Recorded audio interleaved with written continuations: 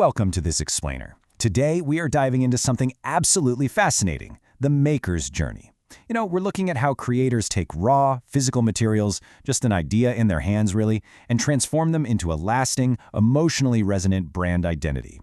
Because crafting an object with your own hands is one thing, right? But giving it a visual voice that the world instantly recognizes, well, that is an entirely different art form. Let's jump right in. So, here's our roadmap for today. We'll start with the basics of 3D design, move on to crafting your visual signature, anchor it with some historical branding from William Morris, explore the psychology of color, and wrap up with master palettes featuring Charles McIntosh. All right, part 1, basics of 3D design, the physical foundation. Before any creation becomes a brand, it has to start in the physical world. Imagine exploring the grain of a piece of wood or feeling the cold, hard strength of metal. This brings us to a major design choice, balancing rigid, structured, geometric forms against natural, flowing, organic ones. Are you going to define your craft with sharp, precise angles, or are you leaning towards smooth, natural curves? Honestly, this physical choice is literally the DNA of your future brand. To get there, there's a really solid 5-step methodology that takes you from a tiny spark of an idea all the way to the final creation. But look closely at step 2, target audience consideration. It sits right smack in the middle between your initial idea and picking your materials. Why? Well, because knowing exactly who you're making this for completely changes the game. It dictates whether you reach for rough steel or smooth silk. It totally grounds every single choice you make after that. So, okay, your physical object now exists. Amazing. But now we hit this crucial turning point, a leap from physical craft to symbol. How do you actually represent all that hard work visually to the rest of the world? Seriously, ask yourself, what would your logo look like? Which leads perfectly into part 2, crafting your visual signature and tapping into the power of logos. When we talk about creating a distinct visual identity, it usually starts out as just a quick sketch. Maybe it's a tiny icon, your initials, or even a stylized paintbrush. But a logo is so much more than just a doodle on a napkin. It's essentially the ultimate distillation of your craftsmanship. Think of it as a visual shortcut, a way for your audience to instantly recognize your work in a split second, even if your name isn't anywhere to be found.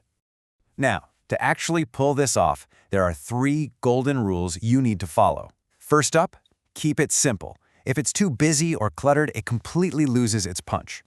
Second, it's gotta be memorable. It should act like a lightning bolt in the viewer's brain, instantly recognizable. And lastly, but most importantly, it has to be meaningful. It really needs to authentically echo the unique story of your craft.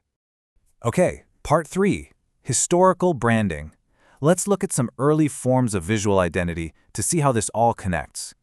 We tend to think of branding as this super modern corporate invention, right? But take a look at the 19th century designer William Morris. Now, he didn't have some sleek vector logo, but his overall aesthetic, that was his brand. By weaving his initials and his company name into these incredibly detailed, nature-inspired patterns, he proved that a relentless, consistent style is the ultimate mark of quality. I mean, when people saw those specific vines and florals, they just knew, instantly, they were looking at a Morris piece. Moving right along to part 4, the psychology of color and how it creates an emotional connection. Now that you've got your visual symbol, you need to elevate it. You want it to trigger raw, genuine human emotion. Choosing the right colors is actually exactly like choosing the right material for your physical craft. Color psychology, which is the study of how hues affect human behavior, well, it's not just about picking what looks pretty to the eye. It's about deliberately taking the core feeling of your physical work and translating it into a visual format. Think of this as your emotional toolkit. Are you building something energetic and full of passion? Well, red is definitely your go-to. Want to instill a deep sense of trust and calm stability? You'll want to lean heavily into blue. From the optimistic, cheerful joy of yellow to the natural freshness and growth of green, or even the luxurious creativity of purple and the friendly warmth of orange, every single color choice strategically alters how your audience physically feels when they encounter your brand. It's a total game changer. And finally, part 5, master palettes featuring Charles McIntosh, because, as we'll see, consistency is absolutely key. To really see this color mastery in action, we have to look at the Scottish architect Charles Rennie Mackintosh. This guy built a legendary brand through a ruthlessly consistent color strategy. He used elegant, muted palettes of sophisticated colors, but then juxtaposed them right alongside these sudden, bright accents. It's a technique he famously used in his stunning stained glass windows, too. By applying this exact, consistent palette across all of his work, he created this undeniable aura of sophistication. It made a Macintosh piece completely unmistakable. So, as we wrap up this explainer, I want you to imagine stepping back into your own workshop. As you build, and as you eventually sit down to sketch your own logos and pick out your emotional brand colors, I'll leave you with this final thought.